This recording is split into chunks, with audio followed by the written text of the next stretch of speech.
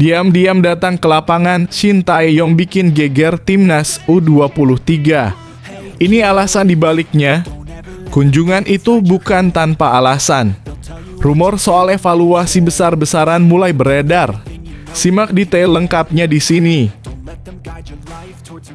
Gerald Vandenberg siapkan rencana mengejutkan untuk timnas U23. Media Vietnam mulai panik, ada apa?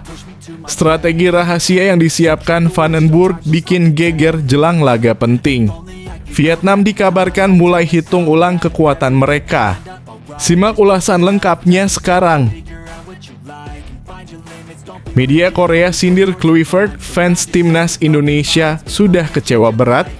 Era Shin Tae-yong disebut jauh lebih baik. Baru sebentar melatih, Kluivert sudah menuai kritik pedas. Apa benar ekspektasi publik langsung anjlok? Simak fakta mengejutkannya berikut ini. Muhammad Ferrari bongkar rahasia latihan timnas U23. Ada strategi gila yang bikin lawan ketar-ketir. Apa yang dilakukan timnas U23 saat latihan ternyata tak biasa. Ferrari akhirnya buka suara soal taktik tersembunyi pelatih. Simak fakta lengkapnya di sini. Wow! Erick Thohir lakukan naturalisasi diam-diam 3 pemain kelas dunia resmi bela timnas Indonesia. Tanpa banyak bicara, manuver ini langsung bikin geger jagat sepak bola nasional. Siapa sangka ketiganya punya pengalaman Eropa. Simak fakta lengkapnya di sini.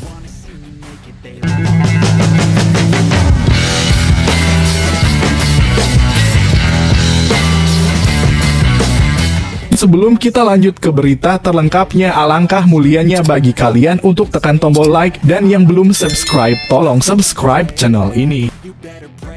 Diam-diam datang ke lapangan, Shin Tae-yong bikin geger timnas U23.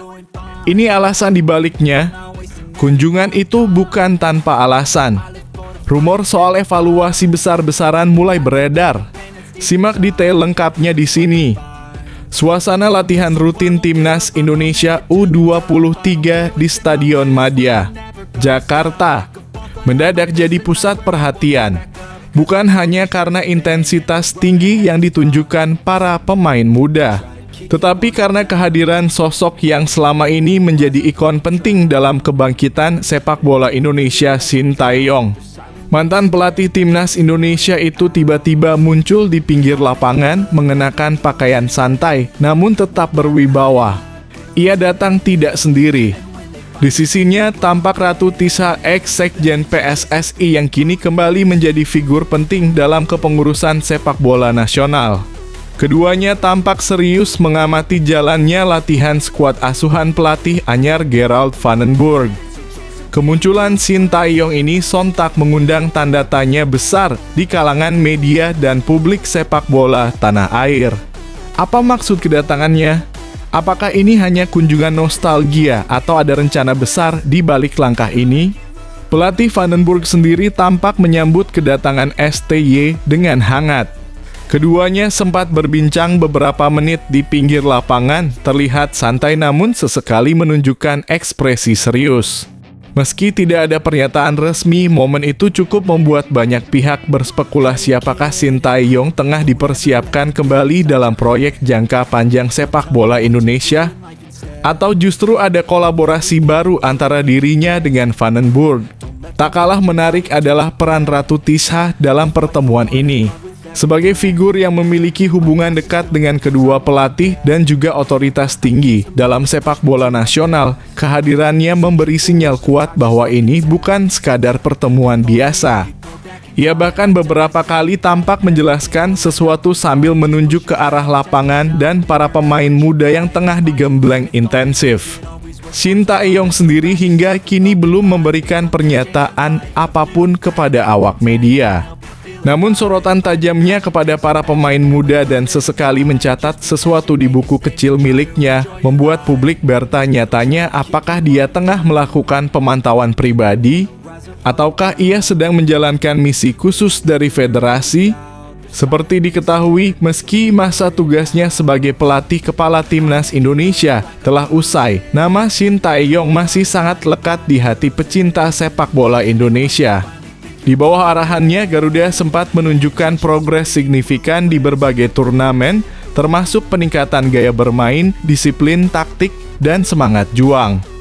Kini dengan generasi baru U23 tengah dipoles oleh Vandenburg, kehadiran STY di latihan ini menambah lapisan intrik tersendiri. Apakah ini tanda akan adanya peran baru untuknya dalam struktur pelatih atau teknis timnas? Ataukah ini sinyal bahwa federasi ingin menggabungkan kekuatan dua arsitek besar sepak bola Vandenburg yang khas dengan gaya Belanda dan STY dengan filosofi Korea Selatan yang disiplin? Hingga saat ini PSSI belum mengeluarkan pernyataan resmi terkait pertemuan ini. Namun satu hal yang pasti, kunjungan Shin Tae-yong telah membuka banyak kemungkinan dan spekulasi sekaligus membangkitkan kembali antusiasme publik terhadap masa depan Garuda Muda. Apakah ini awal dari babak baru sepak bola Indonesia? Atau hanya sekadar reuni penuh makna? Kita tunggu saja kelanjutannya. Dan semua cerita di atas hanyalah harapan kami agar bisa terwujudnya Coach Shin Tae-yong kembali ke timnas Indonesia. Amin.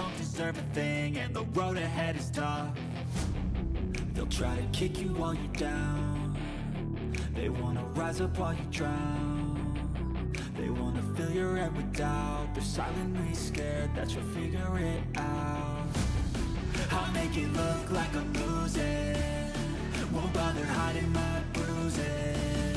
And when they finally think you're wounded, then it's your chance to be ruthless.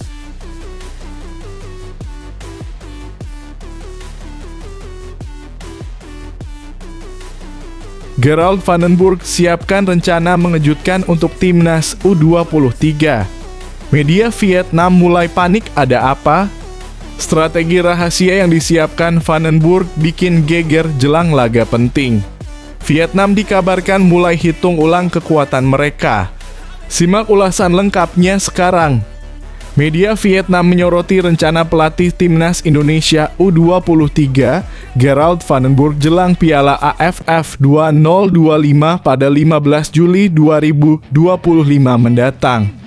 Mereka tampak terkejut dengan rencana Gerald Vandenburg untuk Garuda Muda yang dipastikan tidak akan melakoni laga uji coba internasional. Ted Hau menganggap ada yang disembunyikan pelatih timnas Indonesia U-Strip 23 jelang Piala AFF 2025. Kendati demikian, pelatih kepala Gerald Vandenburg menegaskan bahwa hal tersebut tidak akan mengganggu persiapan tim, tulis Ted Hau dilansir Selasa dalam kurung 24 Juni 2025. Skuad Garuda Muda telah berkumpul di Jakarta sejak 22 Juni untuk menjalani pemusatan latihan sebagai bagian dari persiapan menuju turnamen. Namun rencana awal untuk menjalani laga persahabatan batal terlaksana. Vandenburg menyebut bahwa pihak federasi sempat menjajaki kemungkinan tersebut, tetapi pertandingan itu urung digelar. Saya sebenarnya sudah merencanakan pertandingan persahabatan, tetapi mereka membatalkannya, ujar Vandenburg dalam keterangan resmi. Meski begitu, pelatih asal Belanda itu tetap optimistis timnya bisa memanfaatkan waktu latihan yang ada secara maksimal. Sebagai pengganti laga uji coba, Vandenburg menyusun program latihan internal yang akan melibatkan seluruh pemain dalam simulasi pertandingan. Kami akan menjalani latihan internal 11 lawan 11. Bagi saya itu tidak apa-apa. Saya tetap bisa mengevaluasi semua pemain saya dan itu bagus, imbuhnya.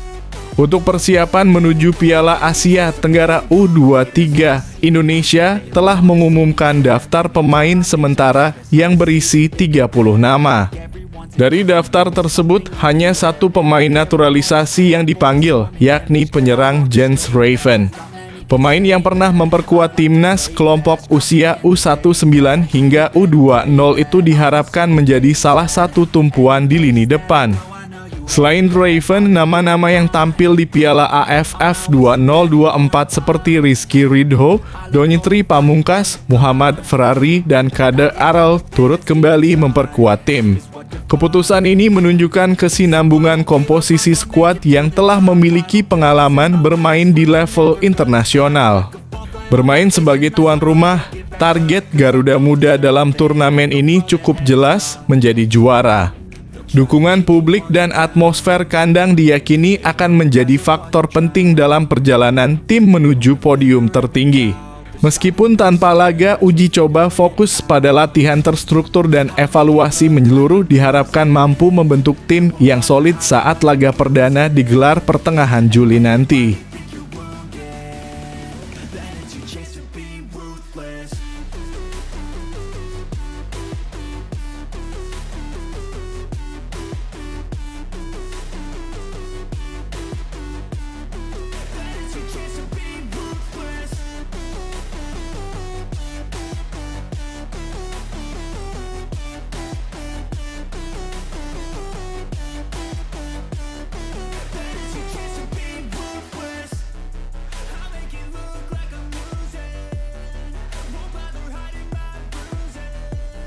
Media Korea sindir Kluivert, fans timnas Indonesia sudah kecewa berat. Era Shin Tae-yong disebut jauh lebih baik. Baru sebentar melatih, Kluivert sudah menuai kritik pedas. Apa benar ekspektasi publik langsung anjlok? Simak fakta mengejutkannya berikut ini. Lolos ke putaran keempat kualifikasi Piala Dunia 2026, Patrick Kluivert tetap jadi sorotan media asing. Meski sukses membawa timnas Indonesia melaju ke putaran keempat kualifikasi Piala Dunia 2026, pelatih Patrick Kluivert ternyata belum sepenuhnya mendapat kepercayaan dari publik dan media. Kritik pun berdatangan bahkan dari media asing. Seperti diketahui, skuad Garuda finish di peringkat keempat klasemen akhir grup C, memastikan 1 tiket ke babak selanjutnya. Dari total 10 pertandingan, Indonesia mencatat 3 kemenangan, 3 hasil imbang, dan 4 kekalahan. 2 laga terakhir pada bulan Juni 2025 menjadi penentu. Indonesia menang tipis 1-0 atas Cina di Stadion Gelora Bung Karno, Jakarta. Namun setelah itu, Jay Itzes dan kolega harus mengakui keunggulan Jepang dengan skor telak 0-6 di Suita City Football Stadium. Meski kalah besar di laga pamungkas, Indonesia tetap unggul dalam perolehan poin 12 angka, unggul 3 poin dari Cina yang berada di posisi kelima. Patrick Kluivert yang ditunjuk menggantikan Shin Tae-yong sejak awal tahun ini, sebenarnya terbilang cukup berhasil meneruskan perjuangan pendahulunya. Dalam 4 laga terakhir, Indonesia mencatat 2 kemenangan dan 2 kekalahan. Tapi tetap saja performa itu belum sepenuhnya memuaskan beberapa pihak. Salah satunya media Korea Selatan Mail Business Newspaper melaporkan bahwa banyak penggemar timnas Indonesia merasa kecewa terhadap kinerja Kluivert sejauh ini. Para penggemar timnas Indonesia menunjukkan ketidakpuasan terhadap kepemimpinan Kluivert, tulis media tersebut. Meskipun skuad saat ini diperkuat oleh pemain-pemain naturalisasi dan dinilai lebih kuat dari era Shin Tae-yong, mereka tetap tidak menunjukkan daya saing yang diharapkan. Lanjutnya, bahkan media itu tak segan membandingkan statistik performa Indonesia di bawah 2 pelatih tersebut pada kualifikasi yang sama. Bersama Shin Tae-yong dalam 6 laga pertama Indonesia mencatat 1 kemenangan, 3 hasil imbang, dan 2 kekalahan dalam kurung 4 poin, tulis laporan itu. Bersama Kluivert dalam 4 laga terakhir, tim mencatat 2 kemenangan dan 2 kekalahan 6 poin. Dengan total 3 kemenangan, 3 imbang, dan 4 kekalahan 12 poin. Indonesia finish di peringkat keempat grup C dan lolos ke putaran keempat kualifikasi. Tutup laman tersebut. Kini terlepas dari kritik dan sorotan yang muncul, fokus timnas Indonesia beralih ke putaran keempat yang akan dimulai pada Oktober mendatang. Di babak ini Indonesia akan masuk dalam grup berisi 3 tim. Nantinya juara grup akan langsung lolos ke Piala Dunia 2026, sementara runner-up akan lanjut ke putaran kelima. Bagaimana pendapat kamu soal kepemimpinan Patrick Kluivert sejauh ini? Apakah kritik dari media asing cukup beralasan atau justru terlalu dini? Yuk, tulis opini kamu di kolom komentar. Don't ever let them get inside your head. They'll tell you what to do in life instead of everything you know that you could get. Don't let them guide your life towards regret. I'll fight for what I love with every breath. My past is filled with things I won't forget. I use them all to push me to my best. So treat the worst of times just like a test. If only I could go back in time, I'd tell myself that everything will end up alright. Just push yourself, test yourself, figure out what you like and find your Muhammad Ferrari bongkar rahasia latihan timnas U23. Ada strategi gila yang bikin lawan ketar-ketir. Apa yang dilakukan timnas U23 saat latihan ternyata tak biasa. Ferrari akhirnya buka suara soal taktik tersembunyi pelatih. Simak fakta lengkapnya di sini. Muhammad Ferrari ungkap fokus latihan timnas U23 jelang ASEAN Cup 2025, percaya diri dan karakter jadi kunci. Persiapan serius dilakukan oleh timnas U23 Indonesia untuk menyambut ASEAN Cup U23 2025. Sebanyak 30 pemain telah bergabung dalam pemusatan latihan dalam kurung TC yang dimulai sejak 20 Juni lalu di Jakarta. Momen ini menjadi awal penting bagi pelatih anyar Gerald van den Burg dalam membangun fondasi tim yang solid. Van den Burg tidak main-main.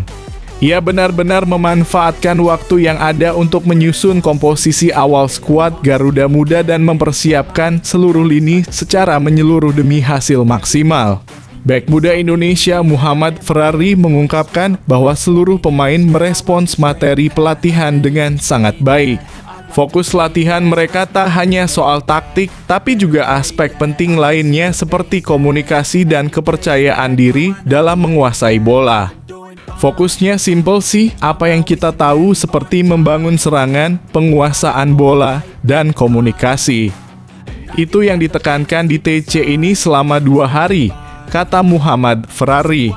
Sementara itu, Coach Gerald van den Burg menekankan bahwa hal terpenting dari TC ini adalah membentuk karakter pemain. Baginya, pemain harus menunjukkan kualitas ketika berada di lapangan dan paham dengan tanggung jawab yang mereka emban. Saya pikir semua pemainnya memiliki karakter untuk bermain di Indonesia. Kita semua senang untuk menunjukkan sesuatu dan pemainnya mengetahui. Jadi saya pikir tidak ada pertanyaan pemainnya senang untuk bermain di Indonesia, ujar Van den Burg penuh keyakinan. Sang pelatih pun optimistis waktu yang tersedia cukup untuk mematangkan tim. Terlebih bermain di kandang sendiri akan menambah rasa percaya diri para pemain muda. Tentu saja kita akan bermain dengan cara kita sendiri. Tapi saya pikir yang paling penting adalah kita memiliki karakter yang sulit. Pemainnya tidak sama, tapi kita tidak membutuhkan semua pemain yang sama. Jadi saya pikir kami senang dengan pilihan pemainnya, tutupnya. Bagaimana menurut kamu dengan pendekatan Coach Van den Burg dan semangat para pemain muda ini? Apakah strategi fokus pada karakter dan kepercayaan diri bisa membawa Indonesia berjaya di ASEAN Cup U23 nanti? Yuk, tulis pendapatmu di kolom komentar. everything you know that you could get. Don't let them guide your life towards regret. I'll fight for what I love with every breath. My past is filled with things I won't forget. I use them all to push me to my best. So treat the worst of times just like a test. If only I could go back in time, I'd tell myself that everything will end up alright. Just push yourself, test yourself, figure out what you like and find your limits, don't be rigid, always work towards a prime. Surround yourself with open minds, people can change your life. A few friends with intent can help you feel alive. Wow, Erick Thohir lakukan naturalisasi diam-diam 3 pemain kelas dunia resmi bela timnas Indonesia. Tanpa banyak bicara, manuver ini langsung bikin geger jagat sepak bola nasional. Siapa sangka ketiganya punya pengalaman Eropa? Simak fakta lengkapnya di sini. Naturalisasi senyap ala Erick Thohir, 3 pemain kelas dunia Mauro Zilstra, Emiliano Jonathans, dan Mitchell Bakker resmi perkuat timnas Indonesia di kualifikasi Piala Dunia 2026. Sebuah kejutan besar kembali dihadirkan oleh Ketua Umum PSSI, Erick Thohir dalam perjalanan panjang sepak bola Indonesia menuju panggung dunia. Kali ini bukan hanya 1, melainkan 3 pemain kelas dunia resmi menyandang status sebagai warga negara Indonesia dalam kurung WNI dan akan memperkuat timnas Indonesia di kualifikasi Piala Dunia 2026 round 4. Mereka adalah Mauro Zilstra, Emiliano Jonathans, dan Mitchell Bakker. Langkah ini menjadi bagian dari strategi senyap Erick Thohir yang sebelumnya juga berhasil mengejutkan publik sepak bola Asia dan dunia dengan naturalisasi nama-nama besar. Hanya beberapa hari menjelang pengumuman skuad untuk kualifikasi, 3 nama besar representasi kekuatan Eropa di timnas Indonesia. 1. Mauro Zilstra. Berposisi sebagai striker, pemain keturunan Belanda Indonesia ini dikenal sebagai penyerang hebat di lini serang. Karier juniornya bersinar di Akademi Ajax Amsterdam dan kini bermain di klub divisi kedua Eredivisie, FC Volendam. Mauro Zilstra punya postur tinggi 190 cm, kuat dalam duel udara dan punya insting mencetak gol yang kuat. 2. Emiliano Jonathans. Pemain berusia 21 tahun ini juga memiliki insting gol yang tajam serta kemampuan menggiring bola yang bisa mengacaukan lini belakang lawan. 3. Mitchell Bakker. Nama ini sudah tak asing bagi pencinta sepak bola Eropa, ex pemain PSG dan Bayer Leverkusen. Bakker adalah bek sayap kiri dengan karakter menyerang yang kuat, punya pengalaman bermain di Liga Champions dan Liga 1. Proses naturalisasi tertutup demi efektivitas berbeda dari proses sebelumnya yang kerap ramai di media sejak tahap awal. Kali ini naturalisasi dilakukan secara tertutup. Kami ingin bekerja tanpa banyak sorotan. Fokus kami adalah hasil, bukan wacana, ujar Erick Thohir dalam konferensi pers di GBK Arena, Jakarta. PSSI bekerja sama dengan Kemenkumham, Kemenpora, dan Kementerian Luar Negeri untuk mempercepat proses ini. Bahkan, sidang paripurna DPR yang mengesahkan kewarganegaraan ketiga pemain dilakukan tertutup atas permintaan PSSI guna menghindari polemik. ESPN menyebut Indonesia bukan lagi sekadar bermimpi tampil di Piala Dunia, tetapi benar-benar mempersiapkannya dengan senjata kelas dunia. Sementara media Belanda, De Telegraaf, menurunkan headline, 3 bintang keturunan kini membela merah putih. Tagar seperti hashtag Wilco Zilstra, hashtag Emiliano untuk Garuda, dan hashtag Bakker sudah merah putih langsung viral dan sempat menempati trending nomor 1 di platform X dalam kurung Twitter selama 24 jam. Dengan Mauro, Emiliano, dan Bakker, kami tidak hanya mendapat pemain hebat secara teknis, tapi juga pemimpin di lapangan, ujarnya. Kehadiran mereka diyakini akan memperbaiki titik lemah timnas, khususnya di sisi pertahanan kiri, kontrol lini tengah, dan serangan balik cepat.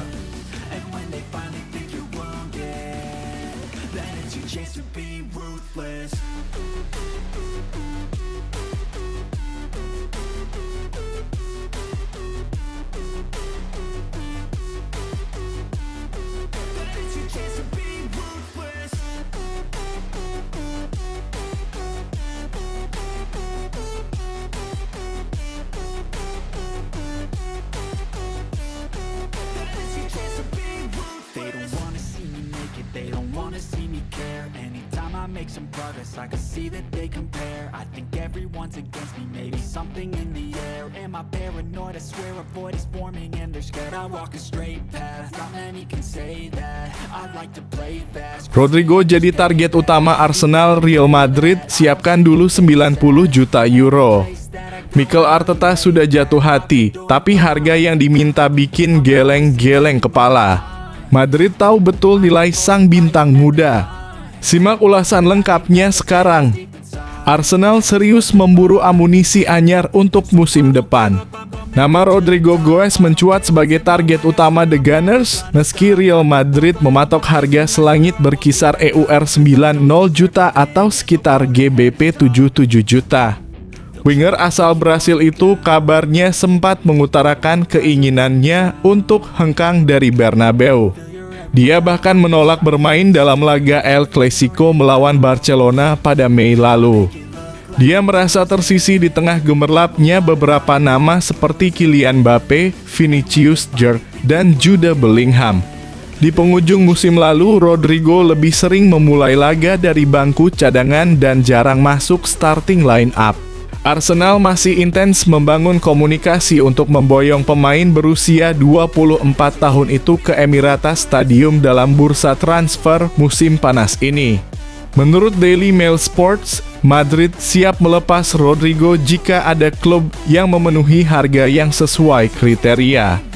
Sayang, sang pemain disebut lebih tertarik menjajaki opsi lain, termasuk ketertarikan dari Manchester City.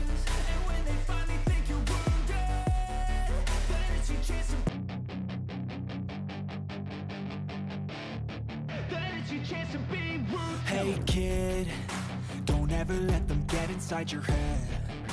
They'll tell you what to do in life instead of everything you know that you could get. Don't let them guide your life towards regret. I'll fight for what I love with every breath. My past is filled with things I won't forget. I use them all to push me to my best. So treat the worst of times just like a test. If only I could go back in time, I'd tell myself that everything will end up alright. Just push yourself, test yourself, figure out what you like, and find your limits, don't be rigid, always work towards a prime. Surround yourself with open minds, people. Gonzalo Garcia bikin Xabi Alonso gagal fokus, resmi keluar dari daftar jual. Pemain muda ini tiba-tiba jadi prioritas utama di lini tengah Madrid. Isu pelepasannya kini sirna setelah sang pelatih jatuh hati. Simak fakta mengejutkannya berikut ini.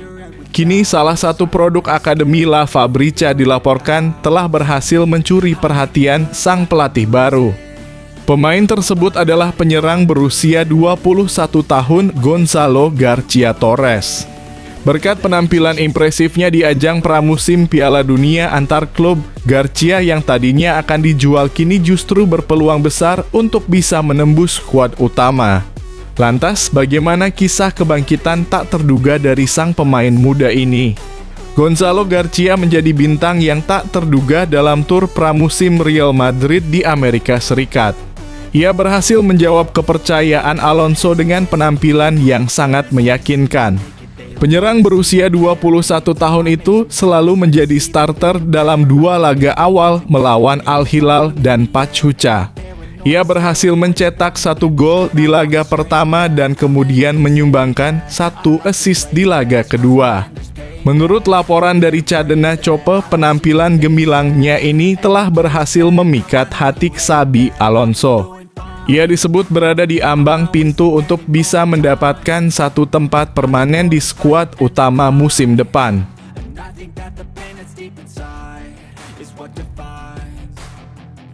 I won't give up, I'm gonna make it to the top. I don't care what's in my way, I swear I'm never gonna stop. I could fall flat on my face and I swear I will get back up. Cause I don't deserve a thing and the road ahead is tough. They'll try to kick you while you're down. They wanna rise up while you drown. They wanna fill your head with doubt. They're silently scared that you'll figure it out. I'll make it look like I'm losing. Won't bother hiding my bruises. And when they finally think you're wounded, then it's your chance to be ruthless.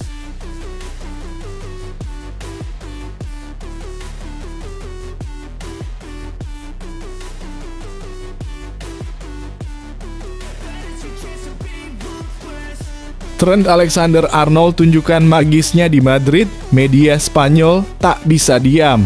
Bek asal Inggris ini membungkam kritik hanya dalam 2 laga.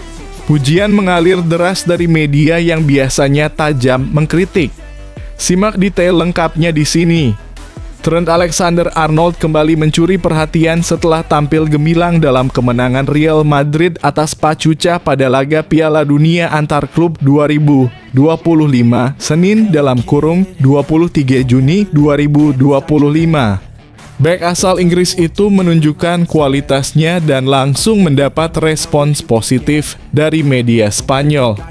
Los Blancos sukses menundukkan wakil Meksiko tersebut dengan skor 3-1 meski harus bermain dengan 10 orang sejak babak pertama. Raul Asensio diusir wasit karena kartu merah, namun Madrid tetap tampil solid menunjukkan kelasnya sebagai tim besar. Sorotan pertandingan tidak hanya tertuju pada hasil akhir, tetapi juga pada performa individu seperti Alexander-Arnold yang tampil menonjol di sektor kanan. Aksinya di laga ini membuat banyak media Spanyol memberikan pujian khusus atas kontribusinya.